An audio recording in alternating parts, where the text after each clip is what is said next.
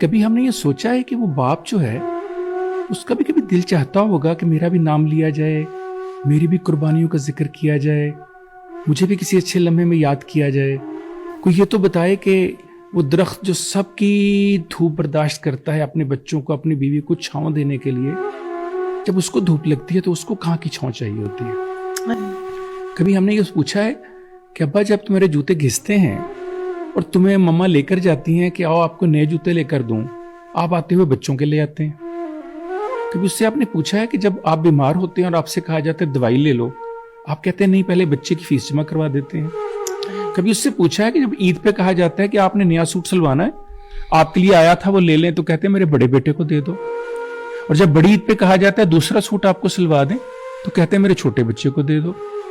اور جب کہا جاتا ہے کہ آپ نے اتنے عرصہ ہو گیا نیا سوٹ ہی نہیں پہنا, تو آگے سے جواب ملتا ہے ابھی میں نے تھوڑے دیر پہلے ہی تو سلوایا تھا. اور جانتے ہیں وہ تھوڑی دیر کتنی ہوتی ہے؟ 10 سال. 10 سال پہلے کا. ایک بات اور بھی میں سوچتا ہوں, وہ باپ جو ہے جس کا 10 سال پہلے ایک ہی ناپ تھا اور آج بھی اس کا وہی ناپ ہے, اس کی صحت کو کوئی فرق نہیں پڑ سکا. وہ کتنا مضبوط چیز ہے جو اپنے آپ کو اتنا مینج رکھے ہوئے ہے. جانتے ہیں کیوں؟ کیونکہ اس کے بچے اسے بوڑھا نہیں ہونے دیتے. اگر وہ ہو بھی جائے تو بتا نہیں سکتا. وہ اپنی بیوی کے سامنے, اپنی بیٹی کے سامنے, اپنے بیٹوں کے سامنے اور اس معاشرے کے سامنے اس طرح سے خود کو پیش کرتا ہے کہ جیسے اسے طاقتور کوئی اور نہیں ہے. لیکن آپ جانتے ہیں اس طاقت کے پیچھے چھپا کیا ہوتا ہے؟ وہ ایک بہت بڑا رتبہ جو اسے اللہ نے دیا. اور جانتے ہیں وہ رتبہ کیا ہے؟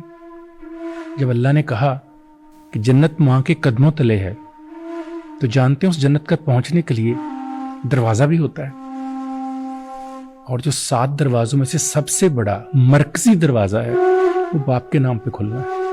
جب تک باپ کے نام پہ دروازہ نہیں کھلے گا, آپ ماں کے قدموں میں مجھے جنت تک نہیں پہنچ سکتے.